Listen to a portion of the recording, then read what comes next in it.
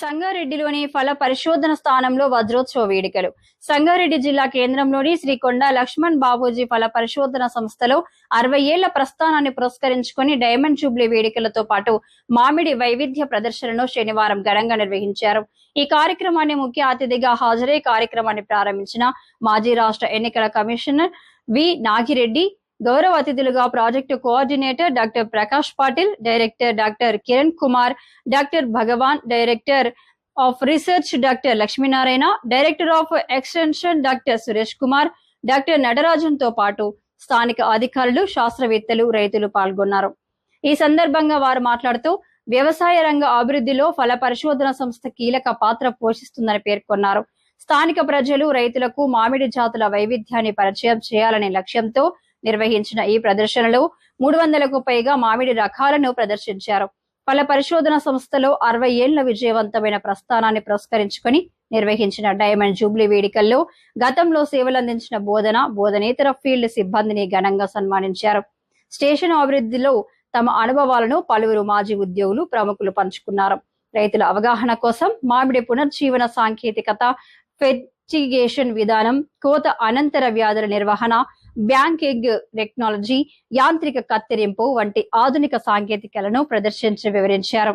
ఈ మామిడి మేళ మే 17 వరకు రైతులు, స్థానిక ప్రజలకు అందుబాటులో ఉంటుందని, అందరూ ఈ అవకాశాన్ని వినియోగించుకోవాలని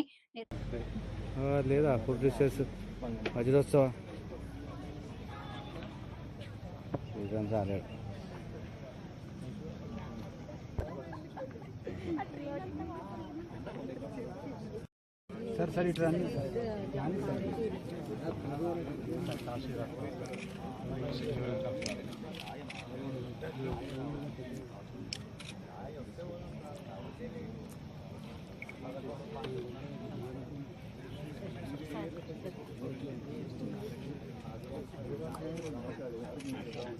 సంగారెడ్డి వజ్రోత్సవ ఉత్సవం సందర్భంగా ఈ సమావేశానికి ఆహ్వానించినటువంటి డాక్టర్ రాజిరెడ్డి గారికి నేను కృతజ్ఞత తెలియజేస్తున్నాను. ఎందుకోసమంటే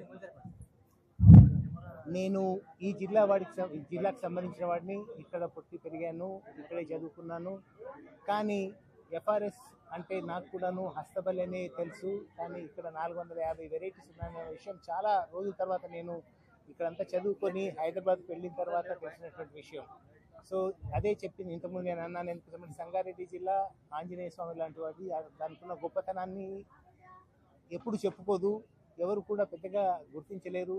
కొండాపురము క్రీస్తుపూర్వమే పెద్ద మహానగరంగా వెళ్ళినటువంటి ప్రదేశం ఇది. అట్లాగే మంజీరా నది కూడా కావాలని ఈ జిల్లాలోని ప్రతి గ్రామాన్ని ఇంచుమించుగా తాకడానికి కోసమే ఒక లూప్ తిరిగి మళ్ళీ వెనక్కిపోయింది. ఎక్కడ కూడా రివర్ ఇలాగా ఒకసారి ముందుకొచ్చి మళ్ళీ 100 కిలోమీటర్లు వెనక్కిపోవడం అనేది ఎక్కడ జరగదు. ఇది ఒక గొప్ప విషయం. మరి అలాగే ఈ ఎఫ్ఆర్ఎస్ కూడా 450 వెరైటీస్. నేను అగ్రికల్చర్ డిపార్ట్మెంట్లో పనిచేస్తున్నప్పుడు గమనించింది ఏంటంటే చాలామంది విదేశీ శాస్త్రవేత్తలు కూడా ఎఫ్ఆర్ఎస్కి వచ్చేవాళ్ళు. ఎందుకంటే ఇక్కడ ఒక గొప్ప కలెక్షన్ ఉంది కాబట్టి. కొన్ని వెరైటీస్ మనకు ఆంజనేయ స్వామికి తన బలం తెలియదంతా మనకు తెలియదు. ఈ వెరైటీస్లో ఉన్న ఒక్కొక్క వెరైటీ లోపల ఒక్కొక్క గొప్పతనం ఉంది. అది ప్రపంచవ్యాప్తంగా ఉన్నటువంటి శాస్త్రజ్ఞులందరికీ తెలుసు. కాబట్టి వాళ్ళు ఇక్కడికి చాలాసార్లు వస్తూ ఇక్కడ నుంచి జెనెటిక్ మెటీరియల్ తీసుకోవడానికి ఎంతో ప్రయత్నాలు చేస్తూ ఉంటారు. అంత గొప్ప ఫ్రూట్ రీసెర్చ్ స్టేషన్ మన సంగారెడ్డిలో ఉండడం గొప్ప విషయం. అదే విషయాన్ని ఇంతకుముందు మన డాక్టర్ రాజిరెడ్డి గారు కూడా చెప్పడం జరిగింది. దీన్ని మళ్ళా జిల్లాలో విస్తృతంగా తీసుకుపోవడానికి, మరి రాష్ట్రంలో కూడా విస్తృతంగా తీసుకోవడానికి ఒక వ్యవస్థ ఏర్పాటు చేయమని నేను వారిని కోరాను. దానికి వారు ఒప్పుకున్నారు. తప్పకుండా వారు రానున్న రోజుల లోపల ఒక వ్యవస్థను ఏర్పాటు చేసి ఈ ఎఫ్ఆర్ఎస్కు తగినటువంటి గుర్తింపు, ప్రాముఖ్యత, ప్రసిద్ధి తీసుకొస్తారని నేను భావిస్తూ సెలవు తీసుకుంటున్నాను.